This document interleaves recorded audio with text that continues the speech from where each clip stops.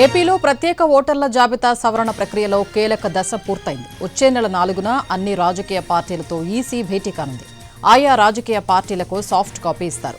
4.16 కోట్ల ఓటర్లలో 3.71 కోట్ల మంది ఎన్యూమరేషన్ ఫారాలు సమర్పించారు. ఇప్పుడు నో కాస్ట్ కాఫ్ సిరప్ తో 60 రూపాయల విలువ గల ఇన్హేలర్ పూర్తిగా ఉచితం. దెబ్బకి దగ్గు జలుబు మాయం.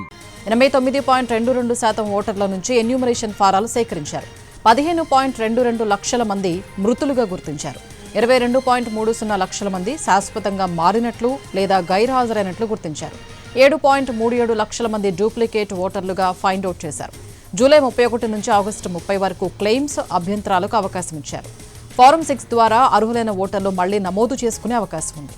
పూర్తి డీటెయిల్స్ మా ప్రతినిధి ప్రసన్న లైవ్లో అందిస్తారు. ప్రసన్న, ఏపీలో స్పెషల్ ఇంటెన్సివ్ రివిజన్కు సంబంధించి ఎస్ఐఆర్ ఏర్పాటు విషయంలో కీలక ముందడుగు పడిందని చెప్పుకోవచ్చు. ముసాయిదా ఓటర్ జాబితాను రిలీజ్ చేసింది ఈసీ. దీనికి సంబంధించి యాక్చువల్గా మొన్న 24తో ఎన్యూమరేషన్ ఫారాల స్వీకరణ, దానికి సంబంధించిన గడువు పూర్తయింది. 31వ తారీఖు ముసాయిదా ఓటర్ జాబితా ప్రకటిస్తామని చెప్పింది. అందులో భాగంగానే కొద్దిసేపటి క్రితమే ఈ ముసాయిదా ఓటర్ జాబితా ప్రకటించడం జరిగింది. 89% ఎన్యూమరేషన్ ఫామ్ పూర్తయింది. మిగిలిన దాంట్లో 44 లక్షల మంది ఓటర్లు ప్రస్తుతం అంటే ఆచూకీ లేని ఓటర్లు, అన్కలెక్టబుల్ ఓటర్లుగా వీరిని గుర్తించారు. వీళ్ళలో చనిపోయిన ఓటర్లు ఉన్నారు, చిరునామా మార్చుకున్న వారు ఉన్నారు, పర్మనెంట్గా షిఫ్ట్ అయిన వారు ఉన్నారు, డబుల్ ఎన్రోల్మెంట్ అంటే డూప్లికేట్ ఓటర్లు అంటారు. 2 ప్రాంతాల్లో, సపోజ్ విజయవాడ విశాఖపట్నంలో కావచ్చు, లేకపోతే హైదరాబాద్ విజయవాడలో కావచ్చు, ఎక్కడో చోట 2 ప్రాంతాల్లో డబుల్ ఎంట్రీ జరిగిన ఓటర్లు ఉన్నారు. ప్రధానంగా వీళ్ళందరూ కలిపి 44 లక్షలకు పైగా అన్కలెక్టబుల్ ఓటర్లు ఉన్నారు. వీరి కోసం ప్రత్యేకంగా ఒక ముసాయిదా జాబితా ఉంటుంది.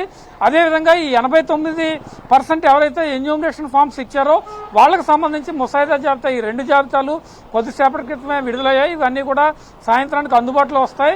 ఒకవేళ ఇందులో పేరు లేని ఓటర్లు కానీ, లేకపోతే ఈ 44 లక్షల్లో ఉన్న వాళ్ళు ఎవరైతే ఉంటారో వాళ్ళు తగిన డాక్యుమెంట్స్ అన్ని చూపించి ఎందుకు ఇల్లు మారవలసి వచ్చింది, లేకపోతే ఆధార్ కార్డు కాకుండా ఎన్నికల కమిషన్ చెప్తున్న ఇతర కార్డ్స్ ఏమైనా ఉంటే, బ్యాంక్ పాస్బుక్ కావచ్చు, పట్టాదారు పాస్బుక్ కావచ్చు, ఇతరత్ర వాళ్ళు అడిగినవి చూపిస్తే కనుక ఓటు నమోదు చేసుకునే అవకాశం ఉంటుంది. ఇక ముసాయిదా జాబితాలోని ఓటర్లు ఎవరైతే కొత్తగా ఓటర్లు కావాలనుకున్నారో, లేకపోతే అడ్రస్ చేంజ్ చేయాలనుకున్నారో వాళ్ళు కూడా ఫారం 6 కానీ 8 కానీ ఇచ్చి నమోదు చేసుకునే అవకాశం ఉంటుంది.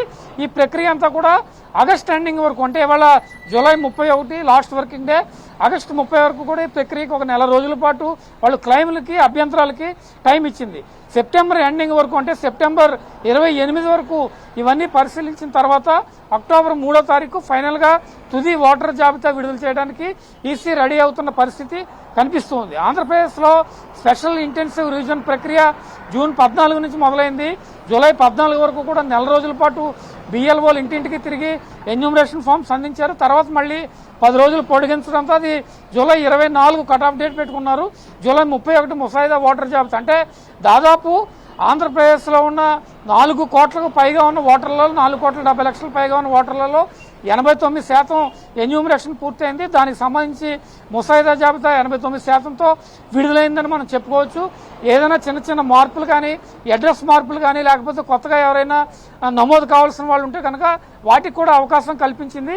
ఇవన్నీ కూడా ఒక నెల రోజుల పాటు జరిగితే అక్టోబర్ 3వ తారీఖు ఫైనల్ జాబితా రిలీజ్ అవుతుంది. అయితే ఆగస్టు 4వ తారీఖు, అంటే వచ్చే నెల 4వ తారీఖు, ఇక 4 రోజుల్లోనే అన్ని రాజకీయ పార్టీలతో ఈసీ ప్రత్యేక సమావేశం అమరావతిలో నిర్వహిస్తోంది.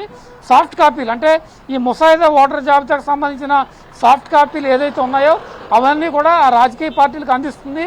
రాజకీయ పార్టీలు ఏదైనా అభ్యంతరాలు చెప్పినా, లేకపోతే వాళ్ళ బూత్ లెవెల్ ఏజెంట్స్తో వాళ్ళకి సంబంధించిన జాబితాలో ఏమైనా మార్పులున్నా కూడా ఈసీ పరిశీలించిన తర్వాత తుది నిర్ణయం తీసుకునే అవకాశం అయితే ఉంది. మొత్తానికి స్పెషల్ ఇంటెన్సివ్ రివిజన్కు సంబంధించి ఒక కీలక ఘట్టం ప్రస్తుతం పూర్తయిందని చెప్పుకోవచ్చు. మొన్న జూలై 31వ తారీఖు డెడ్ లైన్ ఇచ్చారు. ఆ విధంగానే ముసాయిదా జాబితా కూడా రిలీజ్ అయింది.